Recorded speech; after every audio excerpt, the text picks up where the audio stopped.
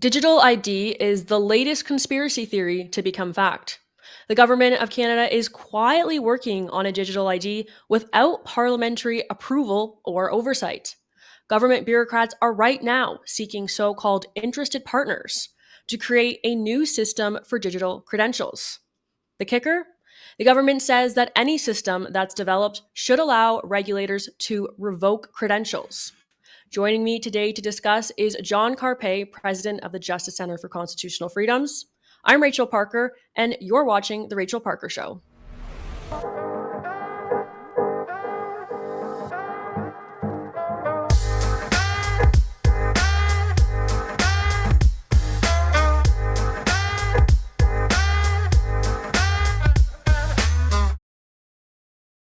Hi, everyone. Welcome back to The Rachel Parker Show. We have a pretty big story to delve into today. I know that you guys will be very interested to learn the details of this.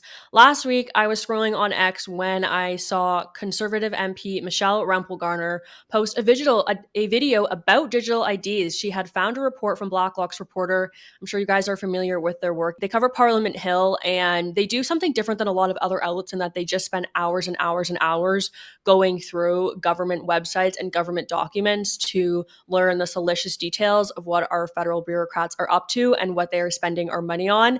And they found a posting from Shared Services Canada, which is basically the federal ID regulator. And this notice was to contractors seeking to create a digital ID. The listing essentially stated that it is seeking to create a common sense of capabilities for people to share their credentials online, to make trusted claims about themselves as more businesses move online, yada, yada. We've heard it all before, and we've all said we don't want digital ID, we're not interested in it, and the government has told us repeatedly it won't happen. And here they are behind our backs quietly working to enlist contractors to begin developing a digital ID program. Joining me today to discuss is the president of the Justice Center for Constitutional Freedoms, John Carpay. John, thank you so much for being here today. I just want to start by asking, were you surprised to learn about this listing that was uncovered last week by Blacklock's reporter? No, it seems the governments and a lot of the civil servants are quite determined to move ahead on taking us towards centralized digital ID. We saw this quite recently with the during lockdowns, the Public Health Agency of Canada tracking 33 million cell phones to monitor people's movements without any authorization whatsoever. So there's kind of a trend towards getting us to this place where we've got national ID card and all of the information that government now has about us, which is scattered throughout different agencies and departments, will be concentrated on one place. So let's take a look at the actual listing that was posted by Shared Services Canada. It said that any new system should allow regulators to revoke credentials. What does that mean, and what are the implications of that? Well, we got a taste of it in 2021 with vaccine passports, where the government was able to had the data as to which people had gotten injected with the COVID vaccine, which people had not, and the people not injected could not travel by airplane or by train. They could not go into restaurants and movie theaters, participate in sports, watch their own children play sports, et cetera, et cetera. Now, I know some of the people listening might think that that was good and it was justified and it was for public health. And I would say, even if you thought the vaccine passports were great and good and just and necessary, it's the principle there that you see that the government, when it has data, it can be used against citizens. So maybe next time you'll be made into a second-class citizen based not on whether or not you got the COVID vaccine, but based on your political opinions, for example. Yeah, I want to talk about that a little bit more because when I think about digital ID, I of course think about the situation over in China where you essentially have like a social credit rating, and that social credit rating goes down if you do something like jaywalk.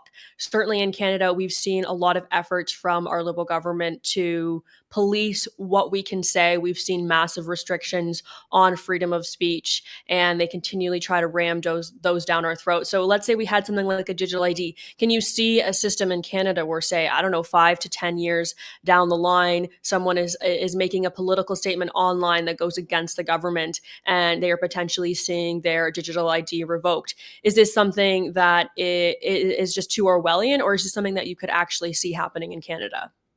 Well, I could see it happening for at least two reasons. One is, as you mentioned, in China, there is a system right now that is in place whereby if you say something critical of the government on Facebook, you can find yourself unable to get onto a train or an airplane or travel anywhere, possibly not even able to get onto a subway or a bus or buy groceries, all for criticizing the regime on social media.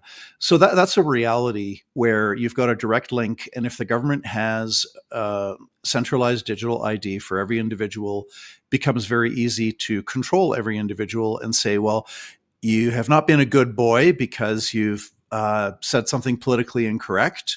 So now we'll still magnanimously allow you to buy groceries, but we're not going to let you leave the country.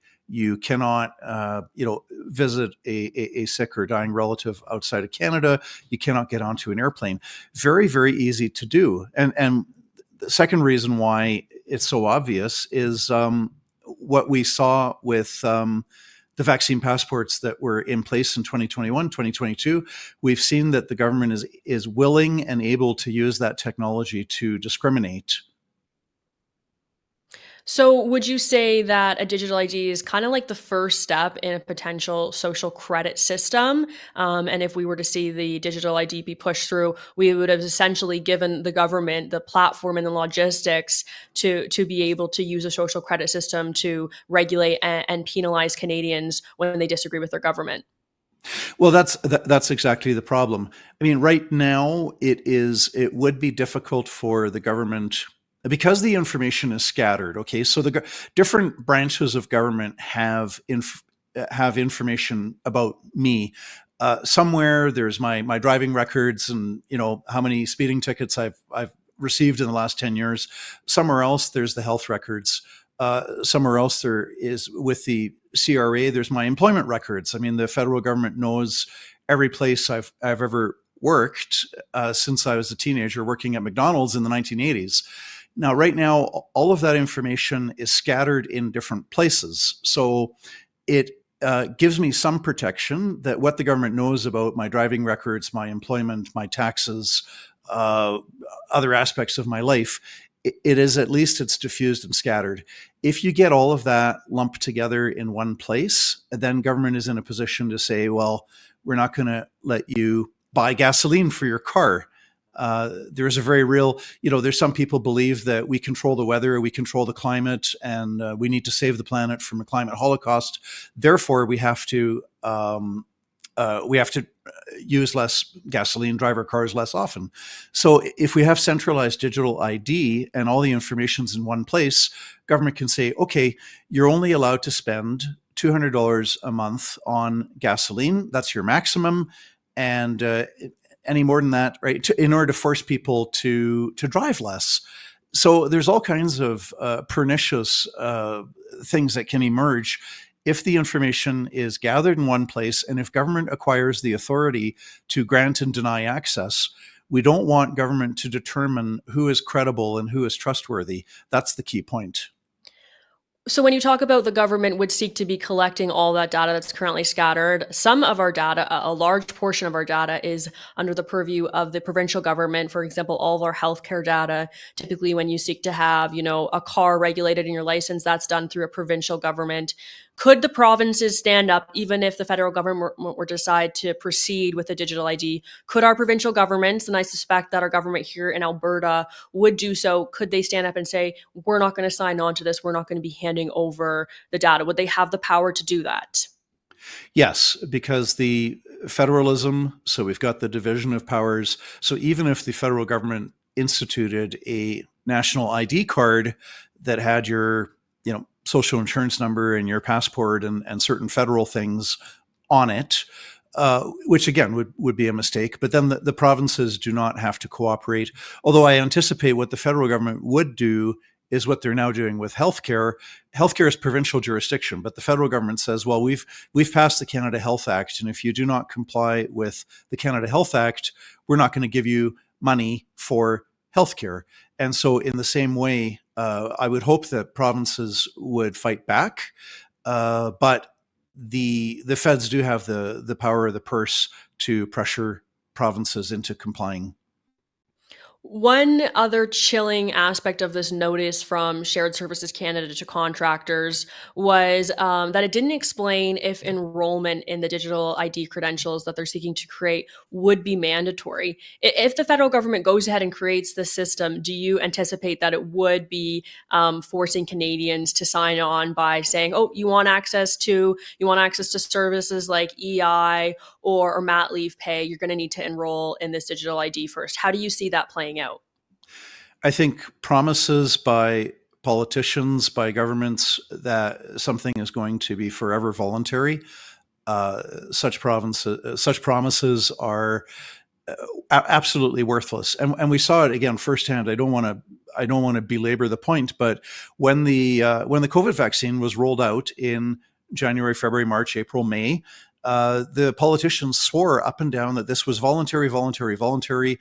We had, BC's chief medical officer, Bonnie Henry, said that, making the vaccination mandatory would be a human rights violation.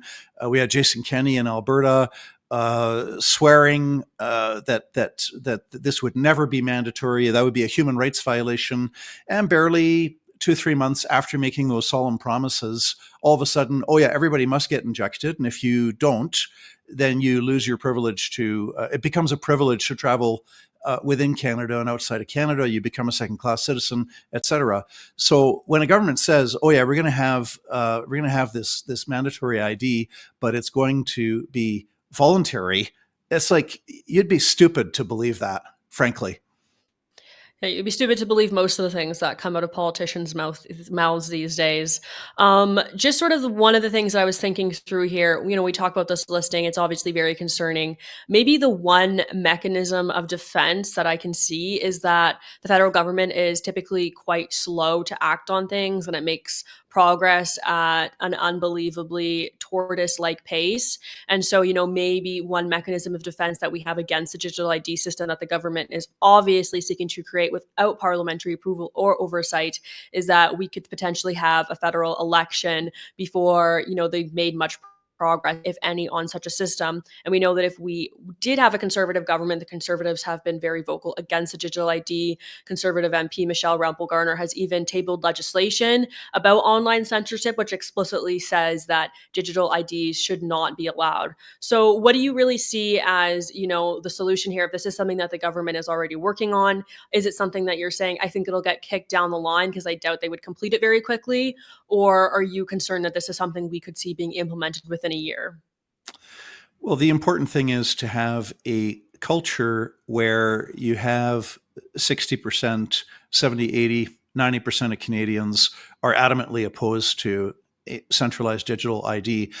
It's that culture of appreciation for freedom, appreciation for privacy, appreciation for security, because governments can get hacked, and they do get hacked. We saw, this was not a government, but we saw the GoFundMe website get hacked, and all the donors to Freedom Convoy with their names and other information posted online. So what we really need to strive towards is a culture in which Canadians are so many Canadians are opposed to this. They have every political party in the country is against centralized digital ID. That's really the long-term goal. It's great if you have one or two or more parties that are against this. Okay, that's a good starting point. But this should be so deeply ingrained in our culture that every party in Canada should be against centralized digital ID. John, thank you so much for your time and insight. Thanks for having me on your show. That was John Carpay of the Justice Center for Constitutional Freedoms. I'm sure that you guys are familiar with their work. I think they kind of came on everyone's radar during the COVID-19 pandemic for a lot of the work they did standing up for our civil liberties and our rights and freedoms. So always good to have their insight. I think we actually have a clip. I should give you guys a trigger warning because I know there's certain politicians in Canada that you don't appreciate seeing or hearing of. This is of Prime Minister Justin Trudeau just a few years ago, basically stating that we would not ever see digital IDs in Canada. This is when the Conservatives said that they think there should be age verification for people who are using porn sites to essentially ensure that there are no children who are accessing platforms like Pornhub. And the Liberal government likened this to a digital ID system. Let's take a look at Trudeau backtracking on his own promises from just a little while ago. Take a look at this clip.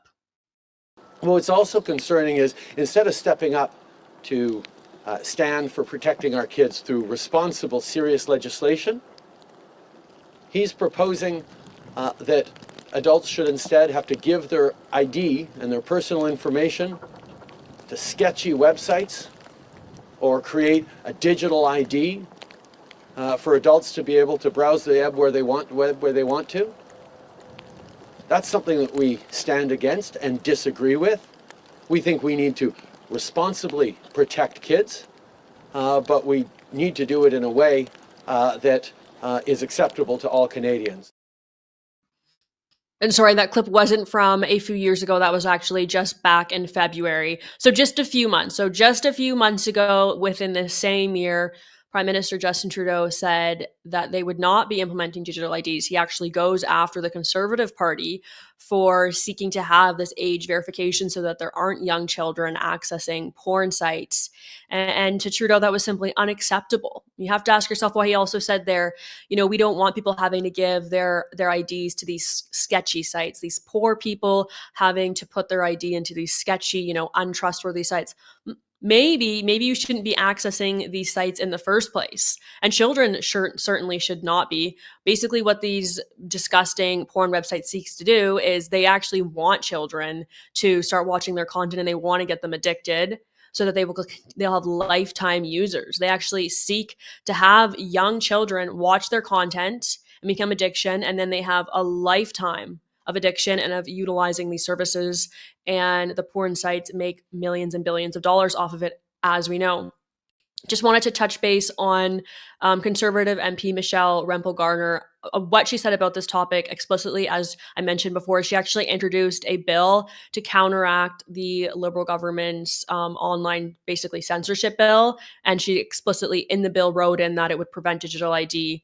So basically, it also talked about, age verification methods so that young kids are not accessing porn sites.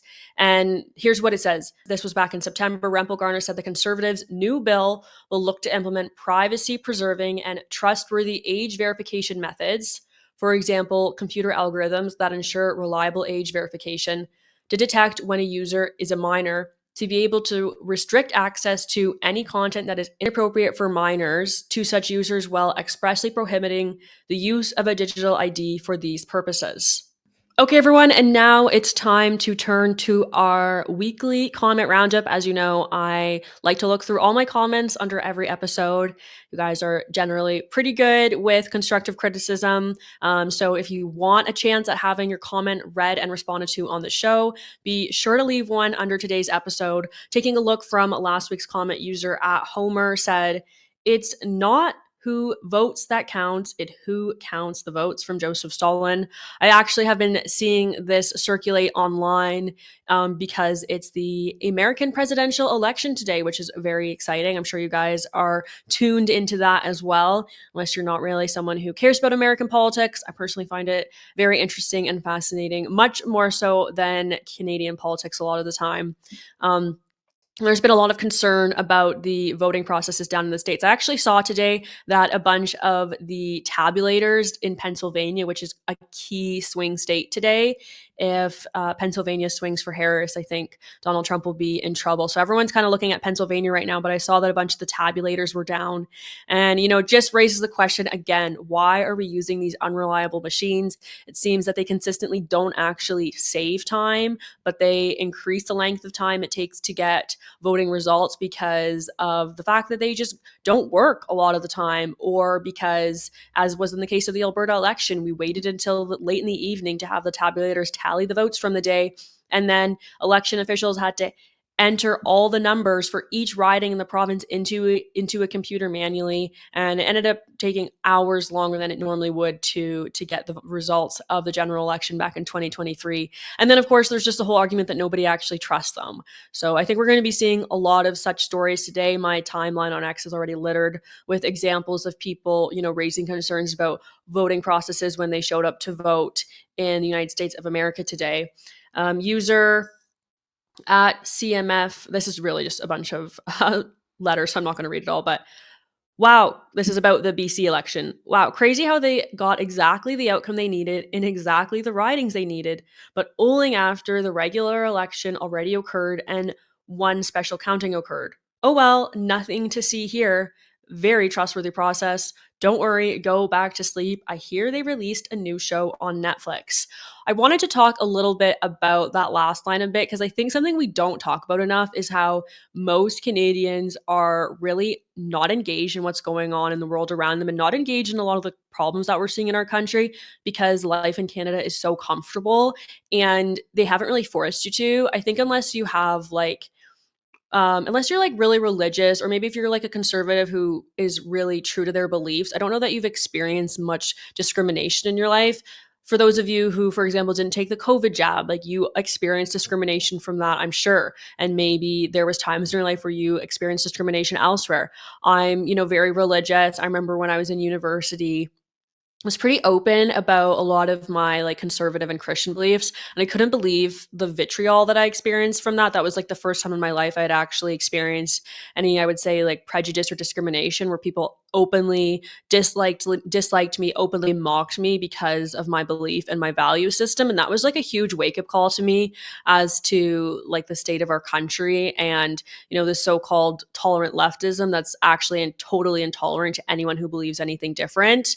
But I think for a lot of Canadians, they haven't experienced anything like that. And so, when we're raising alarm bells about things like digital IDs that are coming down the line, about voting systems that we're concerned about, there's a big group of people who they've never experienced they've never experienced that type of discrimination in their life, and so it's pretty easy for them to turn the other way because their lives are so comfortable and they don't have a reason to be awake, as we now say. Sometimes it seems almost enviable, but that goes back to the old argument as to which pill you want to take. Are you going to sort of stay? Are you going to stay living, basically being asleep, not alert to the things around you? And I think, especially as a Christian in the Bible, we're told that we should actually celebrate the suffering that we experience in life, and be grateful for it because it allows us to draw closer to God. And certainly, it's easier said than done, but that's how I aspire to live my life, as someone to embrace the suffering and be grateful for the trials that I experience because they essentially refine us as people and ultimately draw us nearer to our Savior. And finally, the last comment that I wanted to read here from at Harris01Able. I totally agree with Rachel on Alberta being flooded with left-leaning people from BC that will vote NDP when most Albertans have no wish to return to a wasteful, ideologically motivated, woke socialist. It's honestly a big problem that I anticipate happening in the province in the number of years. I know that the Premier likes to celebrate all the people who are moving here, and I'm sure that it is good for our place in federalism. I'm sure it's good for our economy, but we have to ask ourselves, is it necessarily good for the future of the province? You have to hope that people who are moving here are family minded and they want to live in a place where they are free to raise their kids and be able to afford having a family, afford a home for those families. But as I said before, a lot of people haven't necessarily experienced persecution or political trials. And I don't know if they spend a lot of time thinking about maybe why they had to leave the province that they came from, and if it was due to government policies that made their life so unlivable. And the same reason that they fled places like BC and Ontario can happen here if we're not careful with our vote and we don't continue to speak about the conservative policies that make living in Alberta basically the best place to live in Canada right now. All right, everyone, that is all we have time for today. Drop your comments in the comment section below and let me know what you think is going to happen with the digital ID. Do you think it is something that the Liberal government is going to try to ram through very quickly, or do you think that we are going to see a general election before that happens and then see the Conservatives put a pause on this program? Or maybe you think that the Conservatives, despite deposing a digital ID now, would still allow it to go through once they are in government. Anything can happen, really, when it comes to politics. All right, everyone, I hope that you guys have a great rest of your week. I hope that you enjoy tonight watching the American presidential election results roll in. I know I will, and I'm hoping to have a lot of content for you guys on that tomorrow. Take care, and God bless.